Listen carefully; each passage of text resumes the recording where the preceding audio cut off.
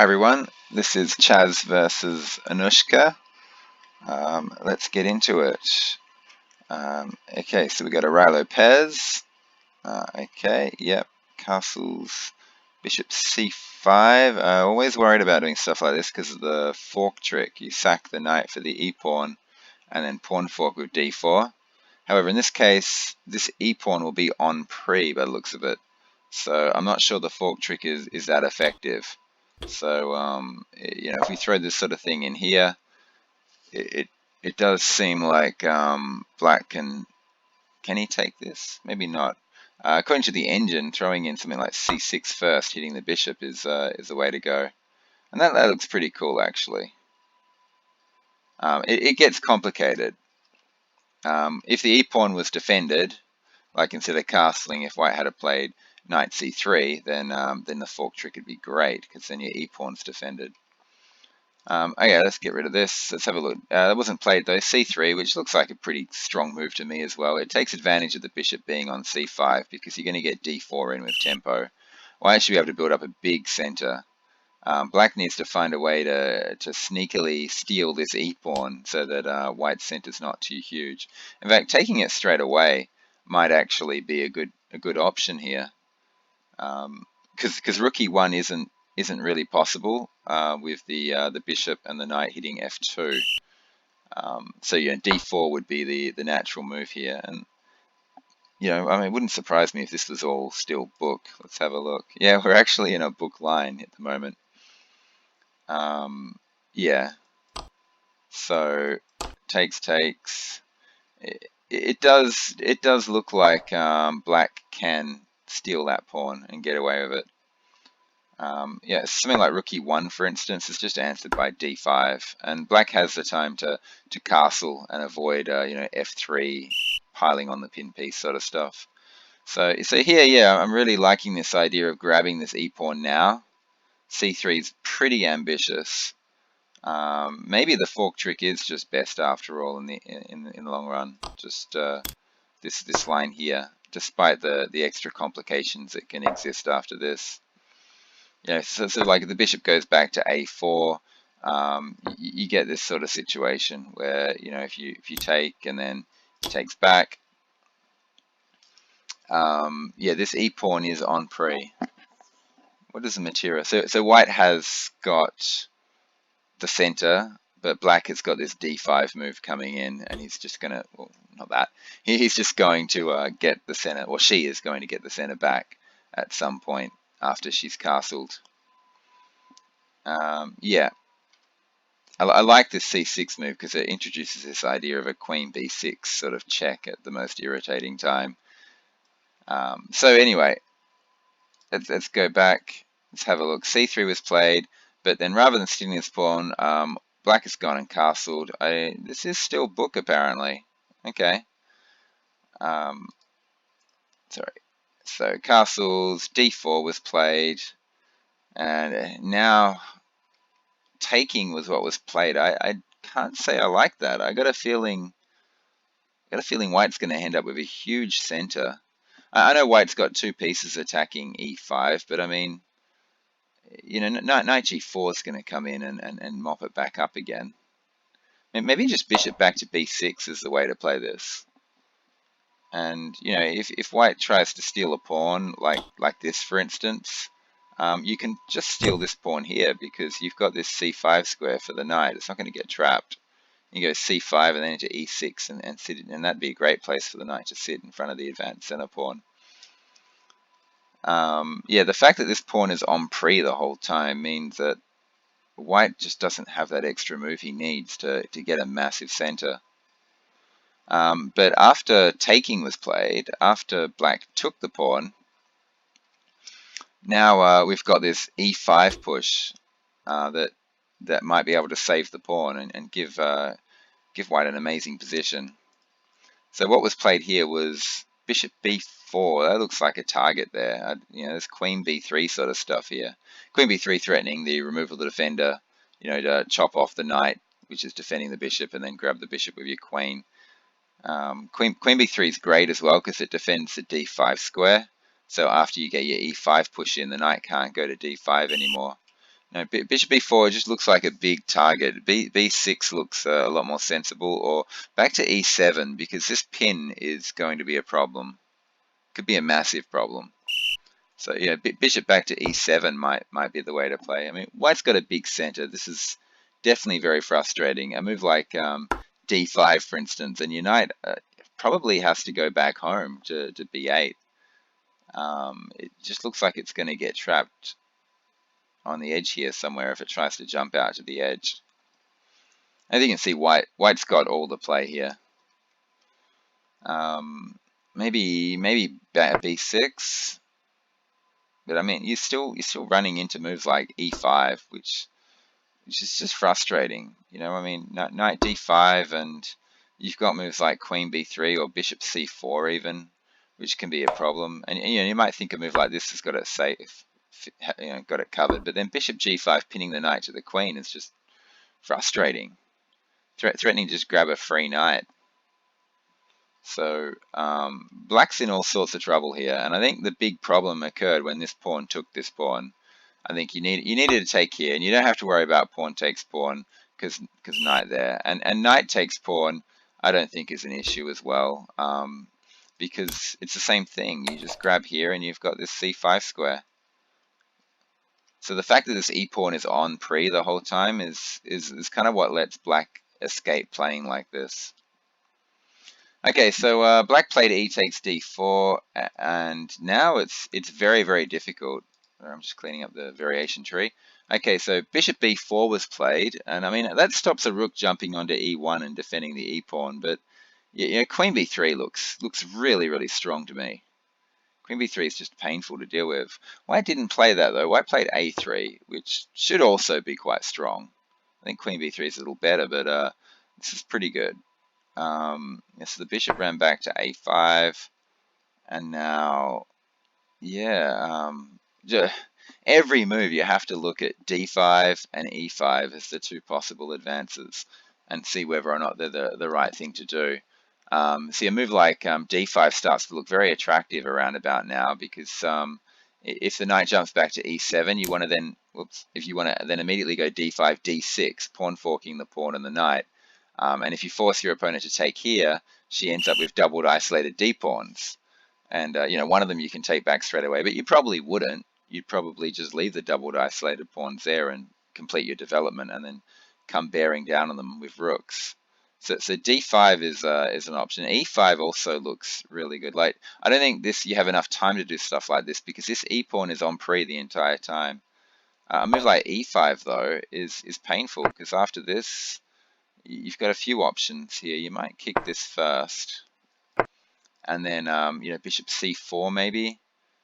You've also got this bishop move out here hitting the queen. You've also got moves like queen b3. That's not so good, I don't think. Well, it might be okay. I'm just looking. There's two black pieces attacking d4, and you need two pieces defending it. Bishop c4 is irritating to deal with, particularly if you follow it up by pinning the knight to the queen. And you know, you might end up forcing black to play something like f6, which she doesn't want to do. So let's actually have a look at what happened in the game. So b4 was played straight away. The bishop went back to b6, and now, yeah, d5 is looking good. d5 followed by d6. e5 is also looking really good.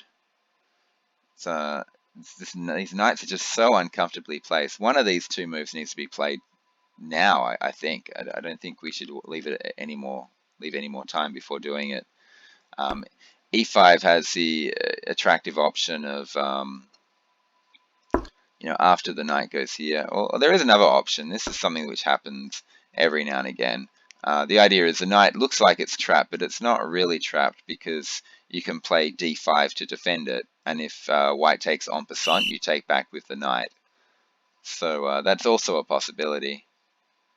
d5 is the other one, but at this point, one of these pawns should go up the board.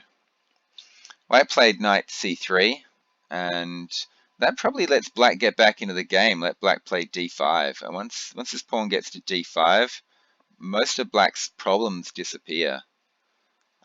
Because the idea is if you answer it with e5, thinking you've got really nice center, this knight e4 move is a very common idea in a lot of these types of positions. The knight simply can't take the knight, because if you do, they take back with the pawn, and they've got a million pieces hitting d5, and this knight's on pre. Sorry, a million pieces hitting d4, and one of the pieces defending d4 has to move because it's on pre from the pawn.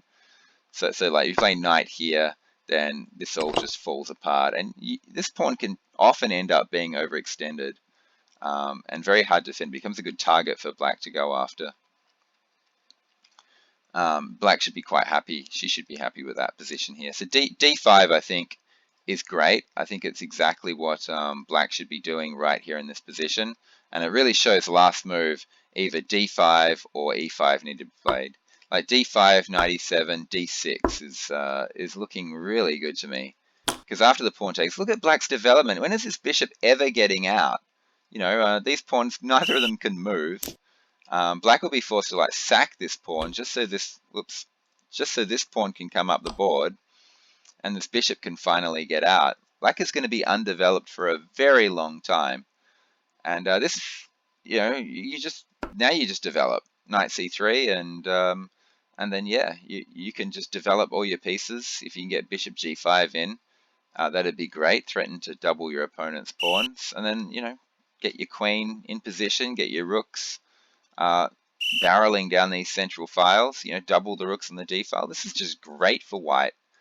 It just shows black needs to play d5 now. So white needed to stop d5, he didn't, and now black needs to play d5, and she didn't. And rook e8, whoa, yuck. That takes away the e8 square for the knight. And with this knight defending d5 and e4, this knight is seriously in risk of getting trapped. In fact, so like e5, the only square available is g4, but then, you've got moves like bishop g5 hitting the queen. Just knight into d5 is very strong as well. h3, the knight will have to go back to h6, but yeah, it's not, whoops. It's not looking good for black. Look at this doubled isolated pawns, isolated pawn, very exposed king. The knight jumping into d5, threatening to go into f6. This is just massacre right now. It's, this queen can just simply go queen here and then across to there if it wants to. The bishop can drop back to d3 to hit h7. Yeah, according to the engine, this position, white is 3.5 pawns up. Rook e8 was a massive blunder. After d5, this is the last chance. You got to play it. If you don't play it, you're toast. And rook e8 wasn't played. Rook e8 was played.